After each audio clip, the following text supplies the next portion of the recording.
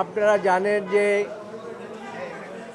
সাবেক প্রধান বিচারপতি খায়রুল হক বর্তমানে গ্রেপ্তার এবং বর্তমানে জেল হাজতে আছে।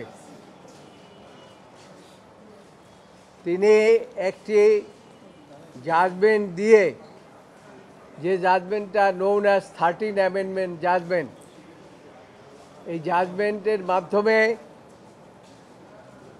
তিনি গণতন্ত্র হত্যা করেছেন, এই দেশের গণতন্ত্র ধ্বংস করেছেন, ফ্যাসিস্ট কায়েম করেছেন, এই দেশে একটা ফ্যাসিস্টিজম কায়েম করেছেন, এই দেশে তিনি এমনভাবে গণতন্ত্রকে হত্যা করেছেন অ্যাজিব ফ্যাসিস্ট শেখ হাসিনার উত্থান করেছেন। যে নির্দেশ, সেই নির্দেশ পালন করে তিনি জাজমেন্ট দিয়েছেন। তার জাজমেন্টের ফলে ওইটাকে সবসময় কোর্ট করে, যদিও এটা কোনো জাজমেন্ট না, আমরা আজকে বলেছি, এটাকে কোর্ট করে পার্লামেন্টে সংবিধান অ্যামেন্ডমেন্ট করে 15th অ্যামেন্ডমেন্ট করেছিল, সেটাও ইতিমধ্যে বাতিল হয়ে গিয়েছে। আপনারা জানেন যে তিনি,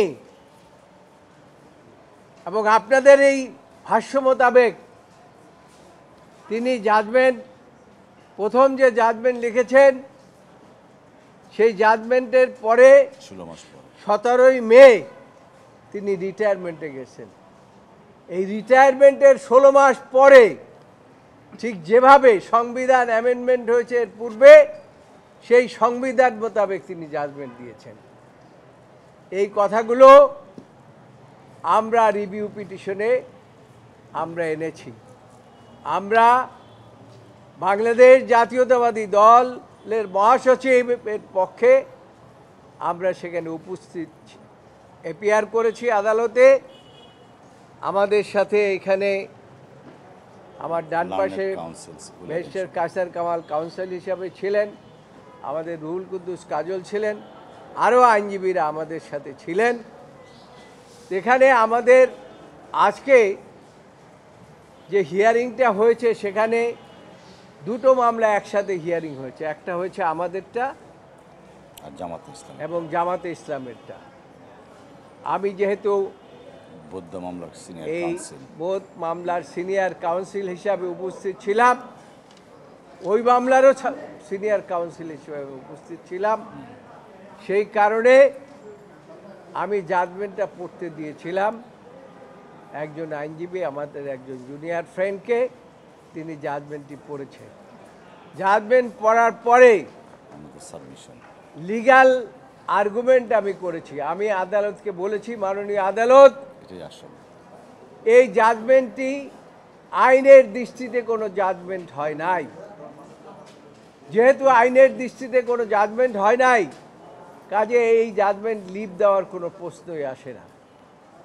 আদালত জিজ্ঞাসা করেছেন কি কি কারণে, আমি বলছি এই জাজমেন্টে আপনাদের রুলস, অ্যাপিলেট ডিভিশনের রুলস 10, 1 and 2 ভায়োলেট করেছে।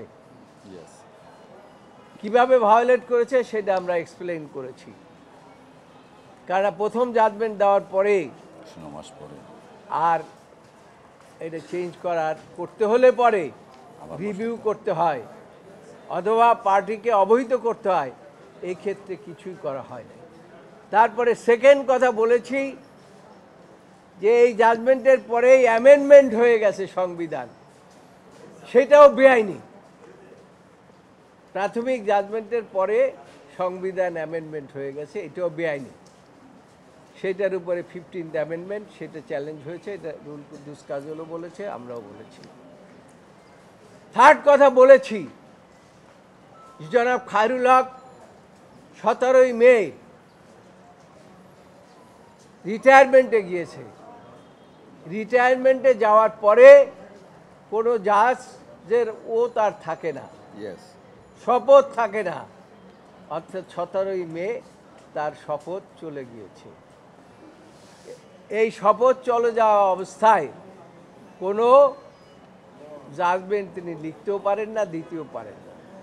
তারপরে সেটার সাপোর্টিংয়ে বলেছে, আদালত জানতে চেয়েছে এটার সাপোর্টিংয়ে কি আছে।